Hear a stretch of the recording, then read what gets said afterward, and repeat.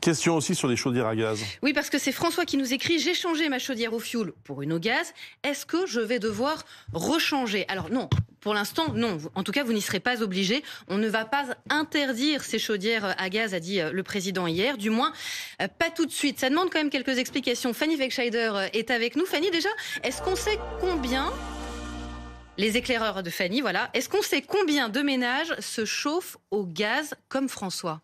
Eh bien, Rosine, vous allez voir, il y en a beaucoup en France, puisqu'ils sont plusieurs millions actuellement, 12 millions de Français. Ça représente à peu près 40% des foyers français qui sont équipés de ces chaudières au gaz. Dans le détail, cela correspond, vous allez le voir, à 5 millions de Français qui vivent en maison individuelle et à 7 millions qui vivent en logement collectif. L'une des raisons de cet attrait pour les chauffages, pour les chaudières au gaz, eh bien, c'est qu'elles coûtent beaucoup moins cher que d'autres modes alternatifs de chauffage. Par exemple, les pompes à chaleur, RO, qui sont promues par le gouvernement, eh bien, elles coûtent 3 fois plus cher en moyenne qu'une chaudière au gaz. Et ça, c'est pas négligeable en temps d'inflation.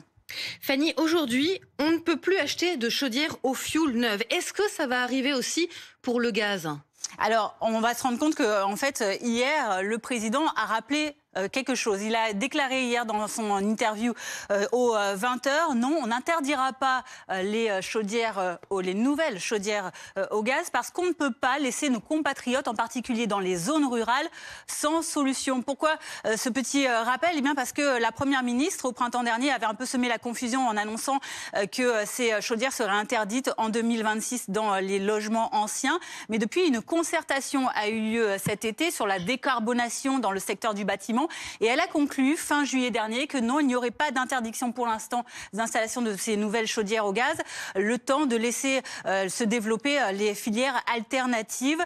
Alors, en revanche, il existe bien des interdictions de ces installations de chaudières au gaz dans les logements neufs. Vous l'avez vu, notamment depuis 2020 dans les logements neufs individuels et depuis 2024 dans les logements neufs collectifs. C'est la réglementation énergétique 2020 qui régit cela.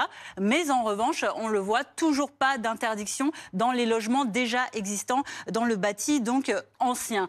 Ce qui montre en tout cas que le gouvernement et l'exécutif réfléchissent tout de même à une fin progressive de ces renouvellements par des chaudières au gaz, c'est que les aides majeures à l'installation de ce type de chauffage disparaissent au fur et à mesure. Le coup de pouce chauffage, par exemple, n'existe plus depuis le 1er juillet 2021.